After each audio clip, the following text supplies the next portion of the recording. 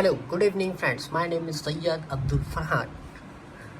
Triple E third year, roll number 24, topic power circle diagram and V and inverted V curve.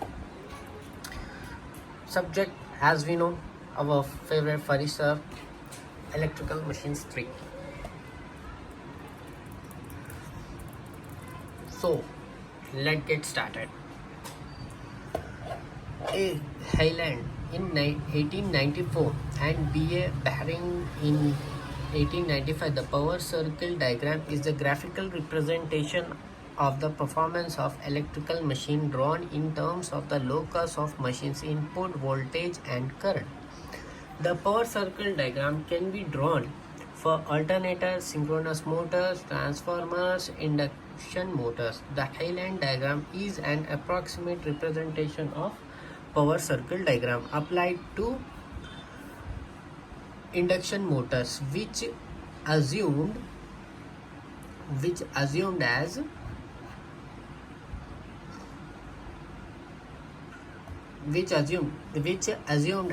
the stator input voltage. The rotor resistance and the rotor reactance are constant and stator resistance and core loss are zero. Another common circle diagram is as described in the two constant air gap induction motor images are shown here. RS and XS stator resistance and leakage resistance, R and X are the stator resistance and leakage resistance refer to the stator and the motor. Here some basic and the graphical representation of the power circle diagram. AB, where AB the rotor input, which divided by the synchronous speed equals the starting.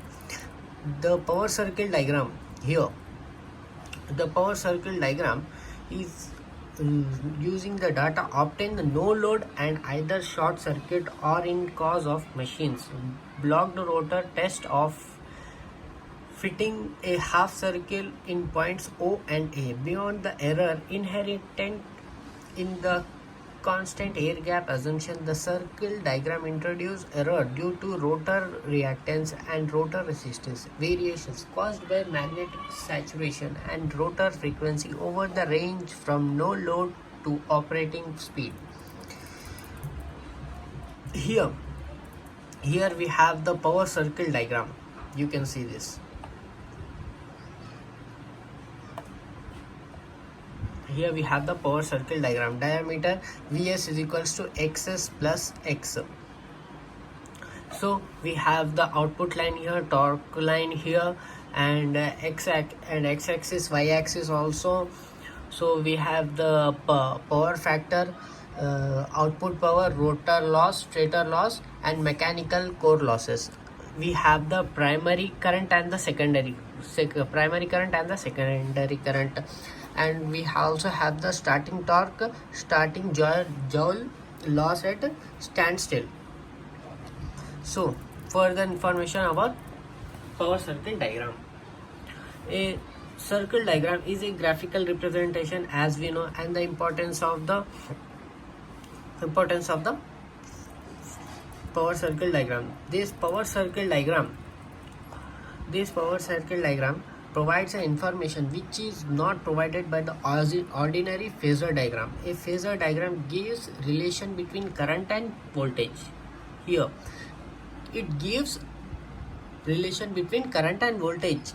Phasor diagram only a single circuit condition. If the condition changes, we need to draw a phasor diagram again, but a circle diagram may be referred to a phasor diagram drawn in one plane for more than one circuit conditions. On the context of an induction motor, which is our main interest, we can get information about its power output, power factor, torque, slip, speed, copper losses, efficiency, etc. in a graphical or in diagrammatic representation.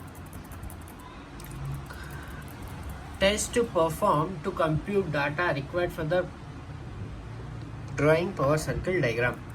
we have to perform no load and blocked rotor test in an induction motor. In no load test, the induction motor is run at no load, and by 2-watt meter method, its total power consumed is calculated, which is composed of no load losses only. Slip is assumed to be zero. From here, no load current and the angle between voltage and current required for drawing circle diagram is calculated.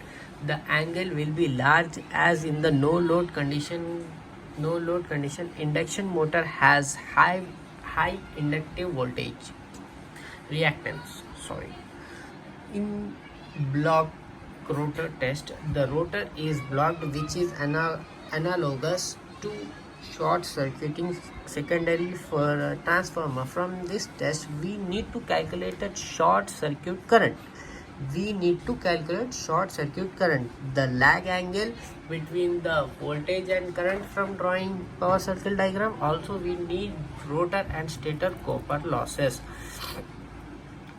How to draw power circle diagram? Commonly used to represent an induction motor. To draw a power circle diagram below, like we need all the dimensions, etc.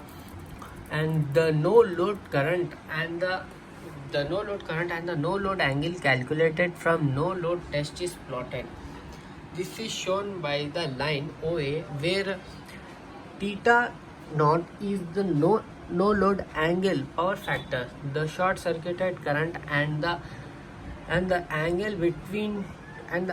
obtained from block rotor test is plotted. This is shown by the line OC, and the angle of the shown by angle theta B. The right bisector of the line AC is drawn between the bisects the line, and it is extended to cut in the line AE, which gives us the center. The stator current is calculated from the equivalent circuit of the induction motor, which we get from the two tests. That current is plotted in the circle diagram according to the scale, with touching origin and a point in the circle diagram, which is shown by the B. The line AC is called power line by using the scale of the power circuit line. The total copper loss is given by the line GM, and the line AD is known as the torque line, which gives the torque developed by induction motor. So by this we finish the power circle diagram, which I gave the example of induction motor. Now comes to the next topic: inverted V curve and inverted V curve. Inverted V curve.